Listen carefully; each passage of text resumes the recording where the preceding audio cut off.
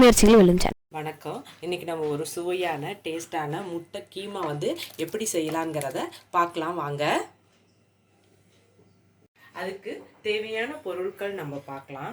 முட்டை ஒரு 6 முட்டை எடுத்துக்கோங்க. உங்களுக்கு எவ்வளோ தேவையோ அந்த அளவுக்கு முட்டையும் எடுத்துக்கோங்க.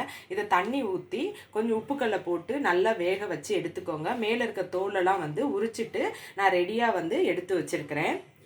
அடுத்தது பார்த்தீங்கன்னா வெங்காயம், பெரிய வெங்காயம் 2 பெரிய வெங்காயம் எடுத்து மாதிரி பொரியாக நறுக்கிக்கோங்க. தக்காளி ஒரு 2 தக்காளி எடுத்து மீடியம் சைஸ் தக்காளி அதுவும் பொடியாக நறுக்கிக்கோங்க.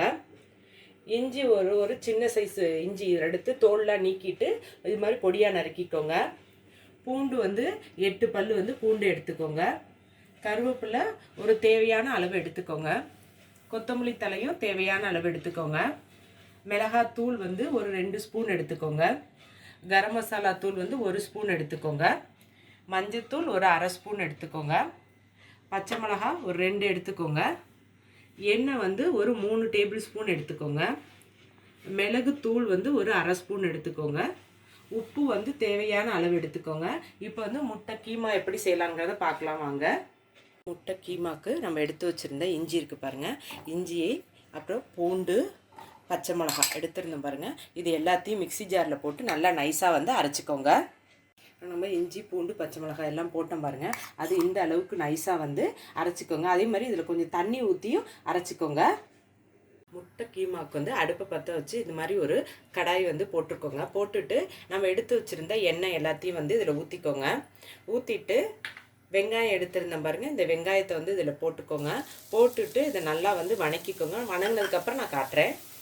நம்ம வெங்காயம் போட்டிருந்தோம், அது நல்லா வணங்கிடுச்சு. இங்கே பாருங்கள், இந்த கண்ணாடி பதம்னு சொல்லுவாங்க, அந்த பதம் வந்தோடனே நம்ம அடுத்தது தக்காளி பொடியாக நறுக்கினா பாருங்கள். இந்த தக்காளி, இஞ்சி பூண்டு பேஸ்ட்டு, அது அடுத்தது உப்புல கொஞ்சம், இது எல்லாத்தையுமே நீங்கள் நல்லா வணக்கிக்கோங்க. நான் வணக்கிட்டு காட்டுறேன் பாருங்கள். நம்ம தக்காளி இஞ்சி பூண்டு எல்லாம் போட்டோம். தக்காளி நல்லா வணங்கிடுச்சு. இஞ்சி பூண்டோட பச்சை வாடை எல்லாம் போயிடுச்சு. இப்போ இதில் மிளகாத்தூள் எடுத்துருந்தேன் பாருங்கள். இந்த மிளகாத்தூள் போட்டுக்கோங்க. கரம் மசாலா தூள் அதையும் இதோட சேர்த்துக்கோங்க. மஞ்சத்தூள் அதையும் இதில் சேர்த்துருங்க. மிளகுத்தூள், உப்பு, இது எல்லாத்தையும் நல்லா மிக்ஸ் பண்ணி விட்டுட்டு நான் காட்டுறேன். அது நம்ம மிளகாத்தூள் மஞ்சத்தூள் எல்லாம் போட்டோம் பாருங்கள். அதை ஒரு பெரட்டிக்கிட்டேன். இதில் நம்ம தண்ணி உங்களுக்கு எவ்வளோ தேவையோ அந்த அளவுக்கு தண்ணி ஊற்றிக்கோங்க. ஊற்றி விட்டுட்டு இந்த பச்சை வாடை போகிற வரையும் நல்லா கொதிக்கிட்டோம். அது பச்சை வாடை போனதுக்கப்புறம் நான் உங்களுக்கு காட்டுறேன். நம்ம பச்சை வாடையெல்லாம் போடுறதுக்கு மிளகாத்தூள் எல்லாம் போட்டுருந்த பாருங்கள். அது பச்சை வாடை போகட்டும். அதுக்குள்ளே நம்ம வேக வச்ச இந்த முட்டையை இது மாதிரி கேரட்ஸு துருவுறது எடுத்துக்கோங்க. எடுத்துட்டு இதை மெதுவாக அப்படியே துருவிக்கோங்க. நான் துருவிட்டு காட்டுறேன். இது பாருங்கள், நம்ம முட்டையை இந்த மாதிரி தான் நல்லா துருவிக்கோங்க. இப்போ அடுத்தது இந்த முட்டை கீமாவுக்கு நம்ம போட்டிருந்த பாருங்கள். இந்த மசாலா எல்லாமே பச்சை வாடை போயிடுச்சு. இந்த பாருங்கள், மேலே நல்லா எண்ணெய் பிரிஞ்சு வருது பாருங்கள்.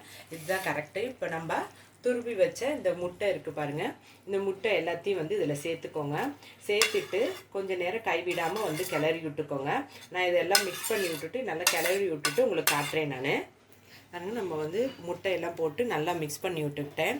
இப்போ இந்த கொத்தமல்லி தலை வச்சுருந்தேன் பாருங்கள். இந்த கொத்தமல்லி தலையை மேலாவில் அப்படியே தூவிக்கோங்க. ஒரு சுவையான டேஸ்டான முட்டை கீமா ரெடி ஆகிடுச்சு. இதை சப்பாத்தி, தோசை, இட்லியோடு சாப்பிடுங்க. சாதத்தோடையும் தொட்டு சாப்பிட்டிங்கன்னா நல்லாயிருக்கும். இந்த வீடியோவை பாருங்கள். இந்த வீடியோ உங்களுக்கு பிடிச்சிருந்துச்சுன்னா லைக் பண்ணுங்கள், ஷேர் பண்ணுங்கள். உங்கள் முயற்சிகள் வெல்லும் சேனலுக்கு சப்ஸ்கிரைப் பண்ணுங்கள். நன்றி.